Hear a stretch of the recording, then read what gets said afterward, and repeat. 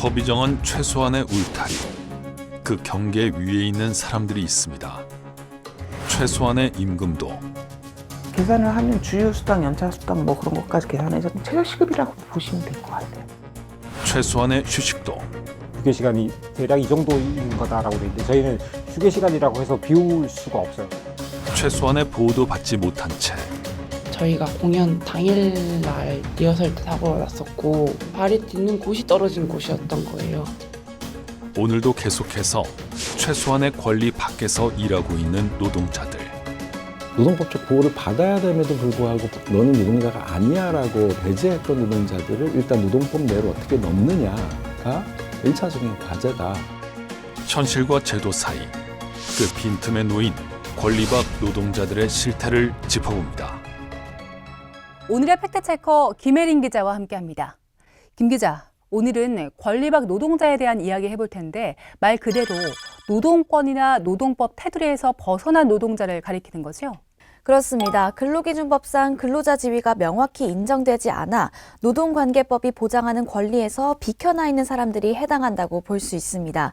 경우에 따라 차이가 있지만 일한 대가를 받지 못해도 이를 바로잡는 데 제약이 따르고 최저임금이나 퇴직금 같은 기준도 적용 여부를 두고 다툼이 생기기 쉽습니다. 또 일터에서 안전의 위협을 받아도 완전하게 보호받지 못하기도 합니다. 주로 어떤 사람들이 여기에 해당됩니까? 특수고용직과 프리랜서, 플랫폼 노동자 등이 대표적인데요. 비전형 노동자, 그리고 비임금 노동자라고도 불립니다. 이런 노동자들의 규모는 얼마나 됩니까? 어떤 노동을 포함할지 규정하기가 어려워 그 규모를 산정하기 쉽지 않습니다. 기준이나 집계 방식에 따라서 차이가 있기는 하지만 관련 연구에서는 권리박 노동자를 약 293만 명으로 추정하고 있습니다. 지난해 11월 기준 경제활동 인구 조사에서 임금 근로자 수는 2,253만 명으로 노동자 10명 중 1명 이상이 권리박 노동자인 셈입니다. 사각지대에 놓인 노동자들 중에서도 권리 공백이 가장 선명하게 드러나는 이들을 만나봤습니다.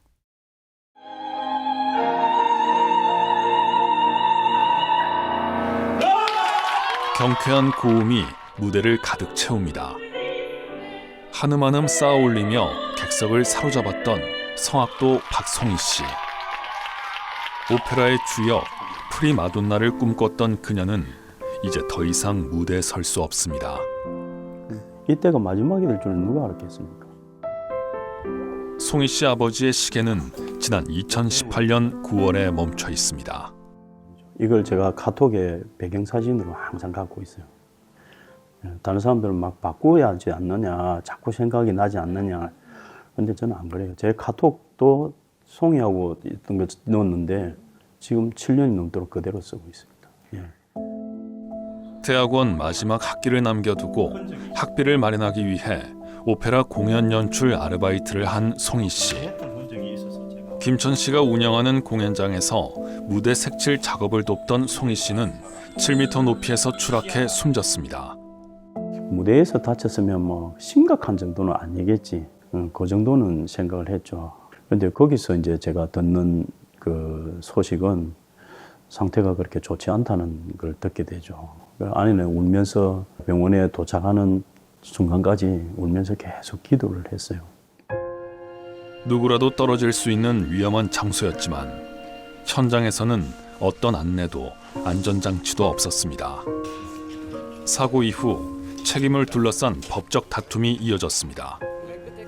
유족 측은 김천 씨를 상대로 긴 소송을 이어가야 했고 항소심은 지자체에 안전장치 부실 책임이 있다며 사고 3년 만에 배상 판결을 내렸습니다. 이는 인재입니다. 예. 그렇기 때문에 그런 데 대해서 장애인들이 책임을 지고 진심 어린 어떤 사과, 예. 그런 걸 먼저 앞장서서 장애인들이 일을 처리하는 모습을 보여줬다면은 법정 소송까지 가지 않는 그런 것도 있지 않았겠나 저는 그렇게 생각합니다.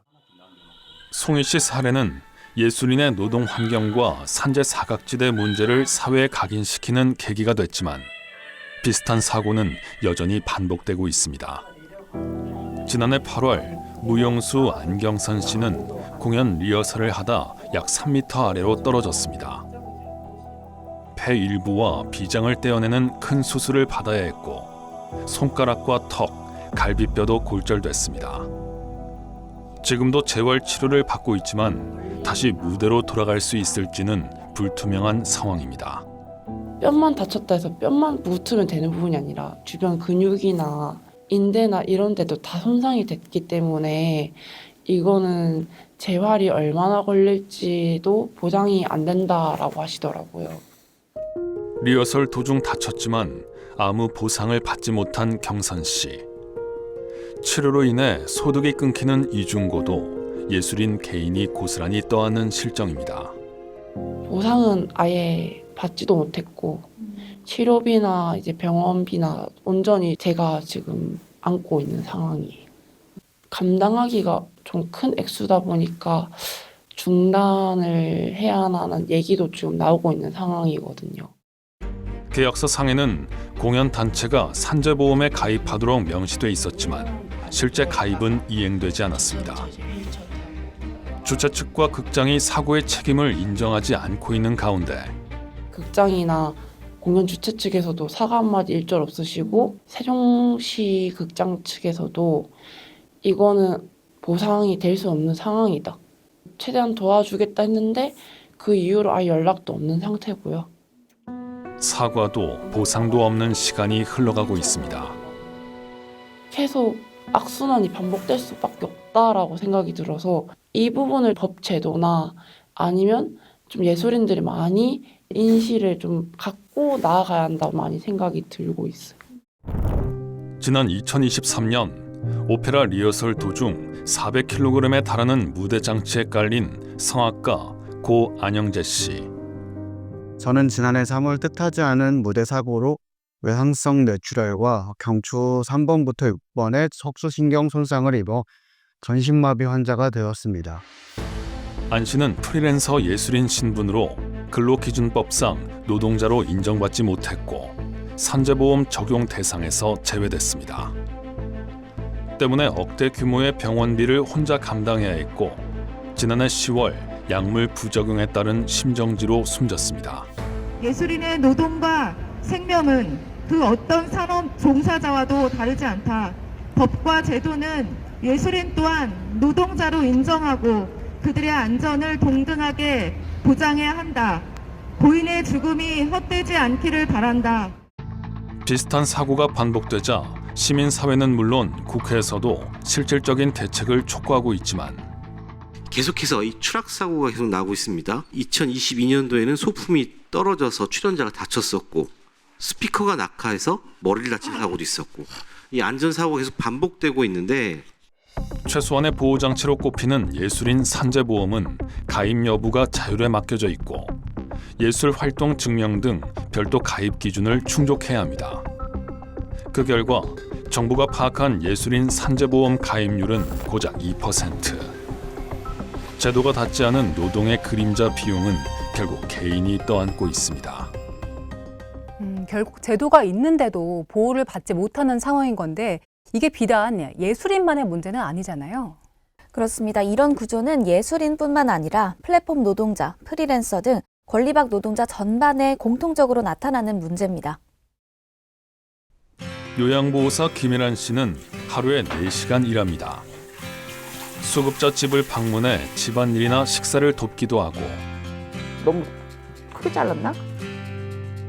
함께 산책하거나 병원에 동행하기도 합니다. 주로 민간 노인 재가센터와 맺는 1년 단위 근로계약. 처우는 최저임금 수준이고 장기 근속 장려금과 4대 보험은 한 달 60시간 이상 1년을 일해야 받을 수 있습니다. 60시간이 안 되는 분들 4대 보험도 안 되고 장기근속 장려금도 대상이 안 돼요. 그래서 60시간 이상이 돼야지만 4대 보험 퇴직금 그런 거 받을 수 있고. 하지만 이마저도 서비스 대상자가 건강이 나빠져 병원에 입원하거나 사망할 경우 일은 본인의 의사와 무관하게 그대로 끊기고 맙니다. 고용은 불안정하고 쌓아온 경력을 인정받기도 어려운 겁니다. 예, 고용 불안 느끼죠. 언제 어르신이 아파서 돌아가시게 될지 모르니까, 또 언제 어르신이 병원에 가게 되실지 모르니까. 오지 말라 그러면 또 다 못 가고 그런 것도 많고. 누군가를 돌보는 노동자이지만 정작 자신의 권리를 마땅히 주장하긴 어렵습니다. 업무 범위가 분명히 있는데도 업무 범위의 일을 너무 많이 시킨다든지 그 일을 하지 않으면 이제 하루아침에 일자리가 없어지는 그런 순환을 많이 겪고 있어요. 일하다 다쳤을 경우에는 그때 치료도 받지를 못해요. 그 시간에 치료를 받으면 그게 안 되게 돼 있는 거거든요. 그런 게 굉장히 이제 불합리하게 돼 있다. 9년차 경비 노동자 현태봉 씨. 법에 규정돼 있는 경비 업무 이외에도 주민들의 이런저런 요청을 들어주곤 합니다. 제 기억으로는 자전거 조립을 한번 해드렸던 적이 있었고요. 좌변기 물 안 내려간다 이런 걸 뭐 흔한 거고, 이런저런 기구가 뭐 조립하는 거 좀 어려워하시면 그런 것도 좀 해드리고, 형광등 갈아드리는 것도 해드리고 다 합니다. 최근에 수전 수리도 했었네요. 아침 6시에 출근해 18시간을 근무하고 밤 12시에 퇴근합니다. 그리고 이틀을 쉬니다. 휴게 시간이 정해져 있지만 업무 특성상 업무 시간과 휴게 시간을 구분하기는 쉽지 않습니다. 점심시간이 12시부터인데 오후 1시까지만이라도 제대로 좀 챙기자라고 해서 얘기는 하는데, 그럼에도 실제로는 그냥 대부분 여기서 있어요. 그러니까 이게 근무 시간인지 휴게 시간인지 뭐 사실 구별이 정확하진 않아요. 하지만 매년 휴게 시간은 늘어나는 추세입니다. 인건비를 조금이라도 줄이기 위해 아파트마다 휴게 시간을 늘리고 업무 시간을 줄이는 겁니다. 하나의 특징은 주위 아파트와 비교를 해봐요. 우리는 몇 세대고 몇 명이 경비 노동자가 있고 경비비는 얼마씩을 드는지를 비교해보고, 우리는 조금 인원수가 많았네? 경비비가 좀 많이 들어갔네? 휴게 시간 몇 시간이에요? 물어보고 좀 맞춰보고. 네. 이게 뭐 입주자 대표회, 용역업체, 관리사무소와 이렇게 서로 이렇게 소통하면서 그렇게 하고 있는 것 같아요. 그래서 계약 기간도 문제입니다. 현 씨의 경우 무기계약직으로 일하고 있지만 경비 노동자의 절반 정도는 3개월마다 계약서를 씁니다. 별다른 문제가 없다면 자동으로 갱신된다고 하지만 불안은 늘 따라붙습니다. 문제가 있으면 해고되기 십상이다 보니까 최소한 좀 근무의 안정성을 위해서라도, 일반적으로 비정규직들은 1년은 너무 짧다, 제대로 좀 늘려달라, 무계약직을 요구하자라는 얘기를 합니다만, 경비노동자는 현재가 3개월이다 보니까 최소한 1년으로 요구하고 있습니다. 노동의 형태는 복잡하고 아주 다양한데 이런 현실을 법이 제대로 담아내지 못하고 있는 것 같네요. 네, 권리박 노동자에 대한 문제는 하루 이틀 된 일이 아니죠. 그만큼 그동안 개선하고자 하는 노력도 이어져 왔습니다. 하지만 아직도 부족하다고 권리박 노동자들은 한 목소리로 말하고 있습니다. 대리운전기사 이광원 씨는 대표적인 권리박 노동자인 특수형태 근로 종사자입니다. 한 7시부터 새벽 한 2시까지, 늦으면 새벽 3시. 그러니까 일하는 시간이 점점 길어지고 있어요. 경우에 따라 노동자 같기도 사업주 같기도 한 탓에 노동관계법에 제대로 된 보호를 받지 못합니다. 저희들이 재작년부터 그 최저임금을 결정을 할 때 플랫폼 노동자들도 최저임금에 포함시켜 달라고 요구를 했었어요. 여러 가지 조사가 미흡하다, 정확하지 않다 그래서 이제 보류가 되고. 대리운전기사의 노동조합법상 근로자성이 인정된 판례는 있지만 현장에선 여전히 노동자로서의 지위와 권리가 충분히 보장되지 않고 있습니다. 대법원 판례에서는 노동자로 인정을 하겠다라고 지금 나와 있고, 또 그래서 저희도 이제 대리운전 노동조합을 또 설립을 해서 지금 일을 하고는 있습니다. 법적으로는 하고는 있는데 현실적으로는 노동자로 인정을 받고 있질 못하죠. 하지만 산업안전보건법은 일부 조항만 제한적으로 적용될 뿐 위험한 상황에서 작업을 중단할 권리, 즉 작업 중지권을 실질적으로 행사하기는 어렵습니다. 실제로 대리운전기사 10명 중 7명이 운행 중 폭언이나 폭행 피해를 경험한 것으로 조사된 가운데 노조 측은 실질적인 대책 마련을 촉구하고 있습니다. 더 이상 죽음으로 내몰지 마라. 가해자를 엄벌하고 재벌 방지 대책과 법제도 개선에 즉각 나서라.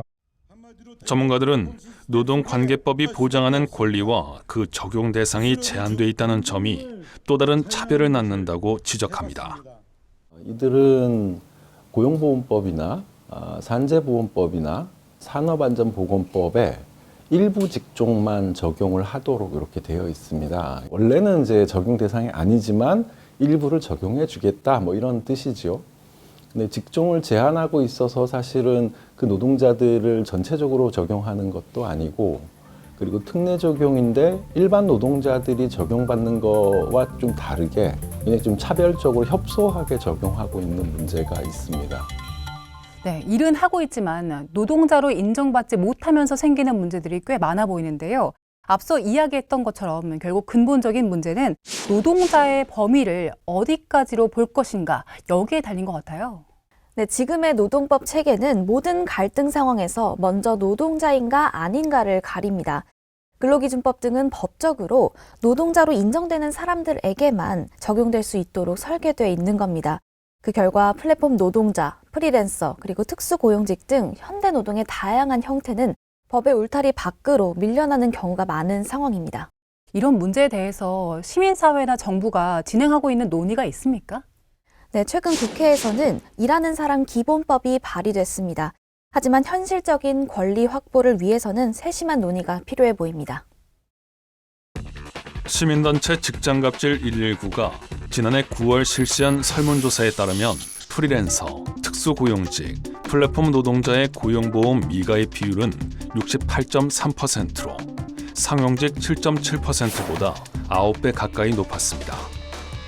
건강보험 미가입 비율 역시 이른바 권리방 노동자가 29.6%에 달했습니다. 산업재해가 일어날 정도로 아프거나 혹은 너무 아파서 업무를 할 수 없는 동안에도 억지로 참고 일하는 비율이 프리랜서 특구 플랫폼이 굉장히 높다. 이들 가운데 71.6%는 근로기준법 적용 대상을 확대해야 한다고 응답했습니다.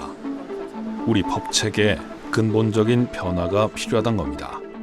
법의 테두리 내에 있는 보호받을 수 있는 2층을 늘리는 게 중요한 것이라고 생각들거든요.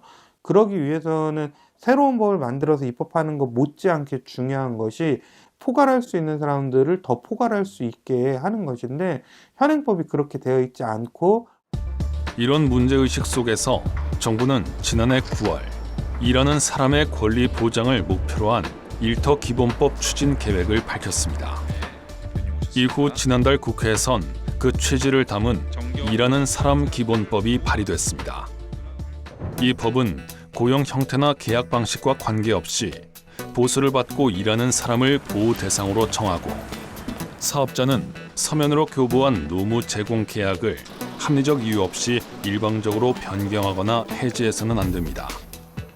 위반 시 분쟁 조정을 신청할 수 있지만 이 법 역시 실효성에는 물음표가 붙습니다. 사실 현재 제출되어 있는 법안을 봤을 때에는 선언적인 문구들 정도만 있고 실질적으로 이들을 보호해주고 있지는 못하거든요. 과태료 조항 하나 있는데 이 역시도 불리한 처우에 대한 과태료 조항이기 때문에 실효성이 굉장히 많이 떨어지고요. 노동계는 근로기준법을 전면 개정해 실질적으로 노동을 제공하는 사람들을 근로자로 인정하고 근로기준법의 보호를 받게 하는 것이 보다 근본적인 해결책이라고 주장합니다.